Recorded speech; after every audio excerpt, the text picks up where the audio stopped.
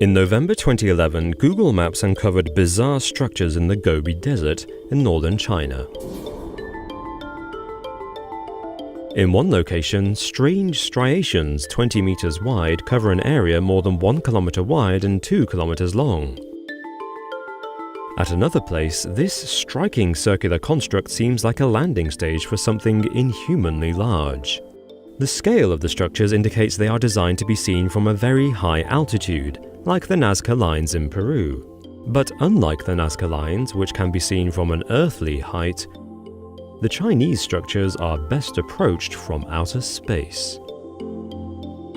The Chinese government has refused to divulge the purpose of these remarkable sites. The mainstream media immediately compared it to America's Area 51.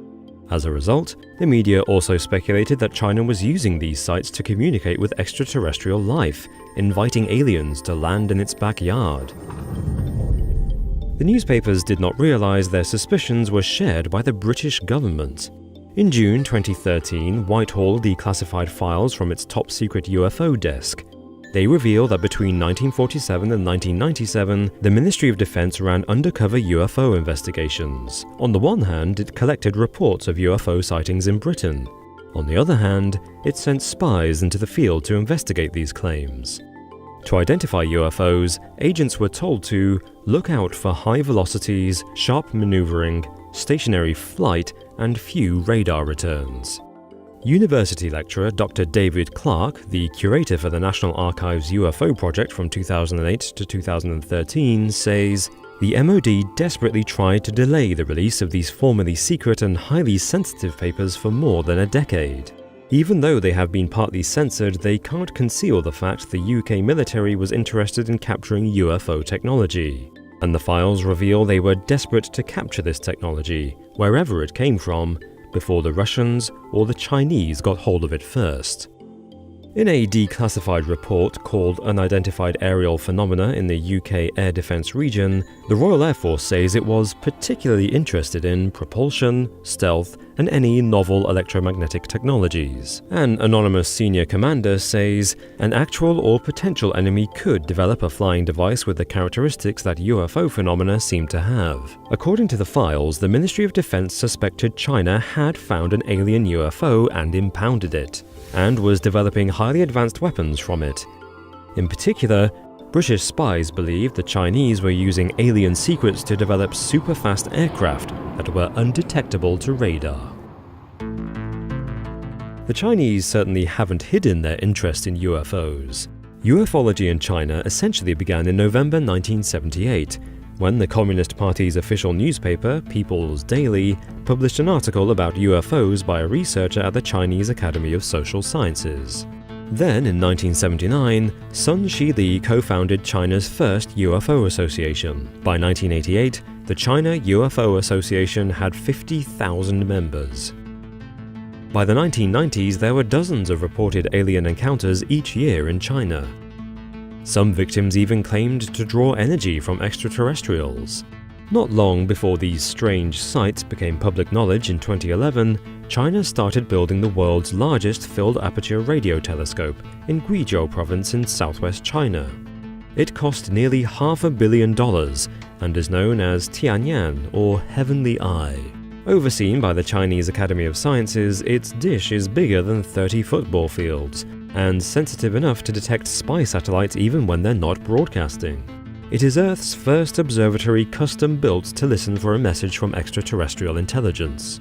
This means that if any humans are to make first contact, it is most likely to be the Chinese. Ross Anderson, senior editor of The Atlantic, says, "International protocols require the disclosure of first contact, but they are non-binding. Maybe China would go public with the signal but withhold its star of origin, or maybe China would make the signal a state secret." The Tianyan dish has been operational since 2016. For all we know, China could have already made first contact.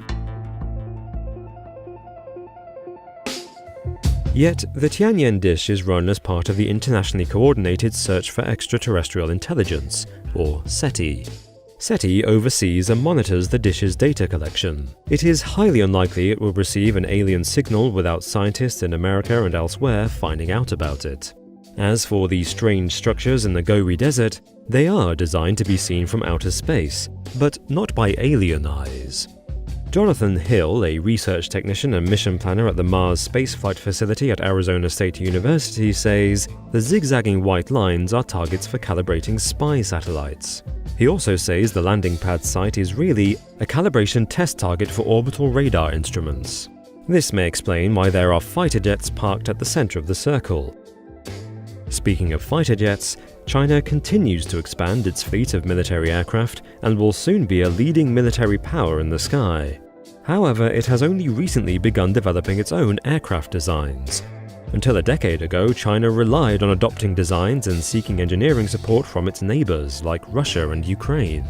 Meanwhile, in England, even though the Ministry of Defense feared China possessed a UFO, they clearly gave up pursuing it. On the 11th of November 2009, RAF Air Command told Defense Minister Bob Ainsworth that the MOD should seek to reduce very significantly the UFO task, which is consuming increasing resource, but produces no valuable defense output. They argued that in more than 50 years, no UFO sighting reported to us has ever revealed anything to suggest an extraterrestrial presence or military threat to the UK. Investigations into UFO sightings, even from more reliable sources, serve no useful purpose and merely divert air defense specialists from their primary tasks. Accordingly, no further investigations should be carried out into UFO reports received from any source. In 2010, the UFO files were transferred to Britain's National Archives, and the last UFO desk officer was redeployed. In an email dated to the 2nd of June 2009, the officer wrote, "Naturally, a section of ufologists will never be convinced that UFOs aren't real, but frankly, whatever we say, they will choose to believe whatever they believe, and we will never convince them otherwise." And we cannot blame those believers. Until 1967, the Ministry of Defense's policy was to destroy UFO files every 5 years. Many records have been lost. In China, public interest in UFOs has dwindled. Sun Shi Li says this isn't surprising because there hasn't been a breakthrough, and reports of sightings are repetitive and unfounded. But I believe interest in UFOs will never wane, because humans are naturally curious about the universe.